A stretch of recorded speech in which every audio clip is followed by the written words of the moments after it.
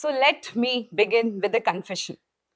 I'm an eye surgeon, and the last 20 years of my life I spent, helping people to see better. But the most important lesson of my life I learned was not by improving eyesight, but was by improving vision.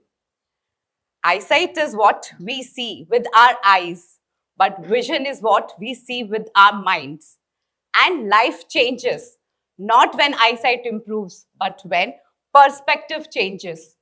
So let me take you all through my journey that is vision redefined, a journey through different lenses. Because just like a kaleidoscope, when life twists or it turns, a new pattern appears. Before medicine happened, before medicine shaped me, discipline shaped me. I studied in a convent school, and one thing it was known for was discipline. And when I say discipline, I mean serious discipline. Our principal was not called a principal, he was a father. And as you all know about a convent school, if a father would call you to his office, it is not usually to congratulate you. Just one sight by him, and the whole class would sit straight and, literally shake. But yes, looking at those years back, I think that laid the foundation of whom I was to become. Discipline was inevitable for me. I come from a defense background. My father, very proudly, he served the country in the Indian Navy, and my father-in-law in the Indian Army. And as life would have it, I married my husband, who was also a surgeon lieutenant commander in the Indian Navy. So I am very proud about it. But do I look like that I could have rebelled? I was surrounded by uniform all around. At home, discipline was not a thing, but it was a religion. Commitments mattered and timelines mattered. And, sometimes I just joke that I did not follow discipline, but discipline followed me like a police officer in uniform 24/7. But yes, it taught me a few things in life. Let me tell you, you think discipline is restriction? No, it isn't. Discipline is freedom. It teaches you commitment, responsibility, and duties. And it gives you that freedom to pursue your dreams, to attain which you thought you couldn't. And yes, that happened to me. And as life would have it, I became a doctor. And ever since I was a little girl, I always wanted to do medicine. And like thousand Indian students, I buried myself in those under those big, thick books. While my friends were watching movies, I was reciting and memorizing those anatomy diagrams. And that's not at all glamorous. Who wants to study human eye 2 o'clock in the night? And I became an ophthalmologist. I thought I have achieved everything. My dreams have come true. I would walk into an operation theater, perform surgeries, restore vision to 1,000 patients. And life looked planned, but no. Life has this funny habit. It doesn't ask for your plans, but it twists and it shows you a new picture.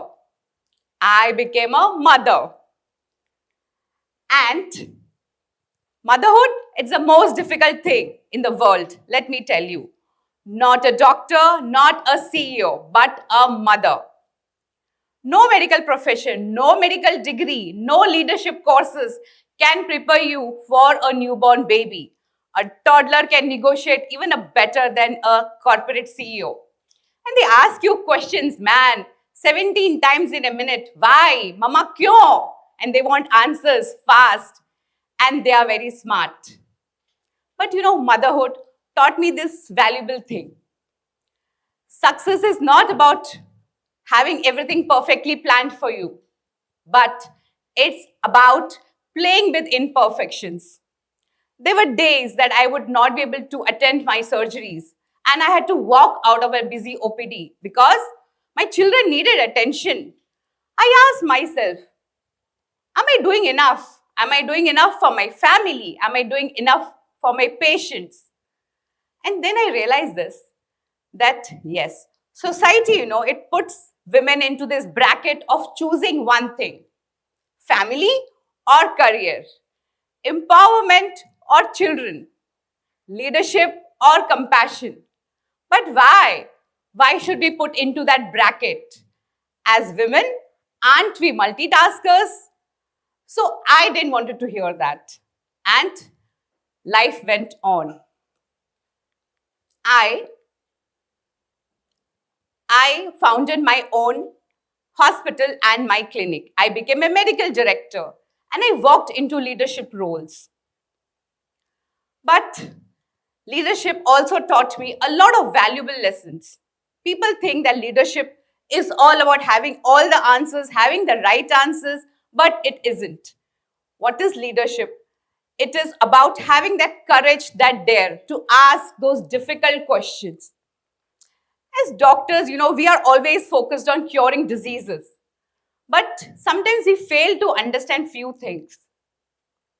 True leadership is about understanding people, is about listening, it's about empathizing, it's about creating opportunities, and it's about taking everybody together. But sometimes the biggest impact wouldn't be that big surgery that I conducted on that particular day, but it would be that small talk I had with my patient, a 10 minutes chair time, that confidence that I could build in him, that trust that I could give them. And that, according to me, is true leadership. With these renewed perspectives, I moved on in my life and I could explore one chapter of me which I never thought I could do. So, in the year 2020, when the first wave of COVID hit the world, I found myself on the other side of the bed. I didn't know that would happen to me. As doctors, we are trained to cure patients, but we aren't trained to become one.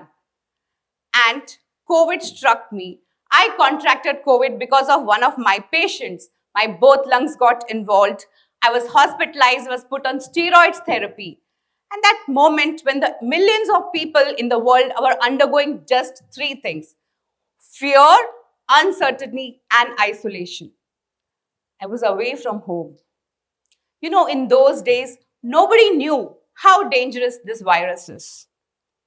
Relatives were not allowed, and there were no reassuring hugs. There was a lot of uncertainty. And in those difficult moments, something really happened. The people who took care of me were not my relatives, but were the hospital staff, the sisters, the nurses, the doctors.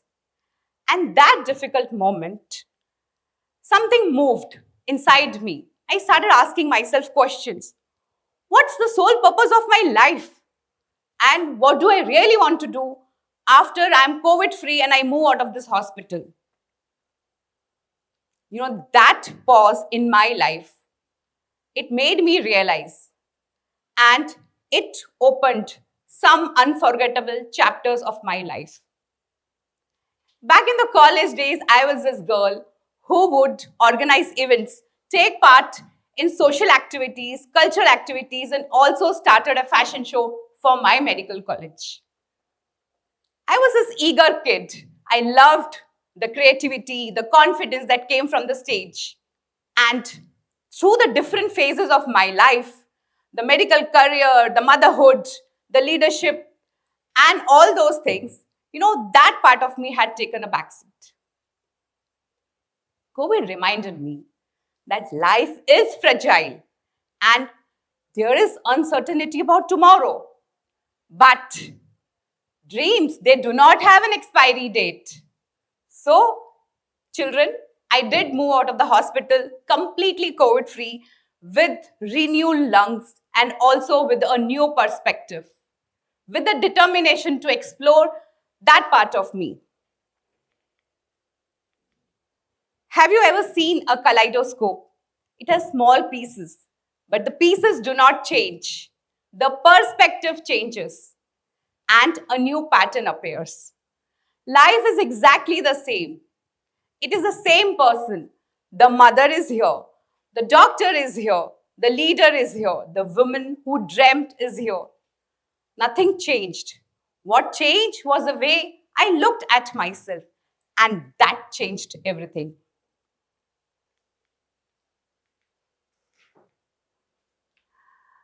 So, my dear children, all of you all sitting here, you must be worried about your future.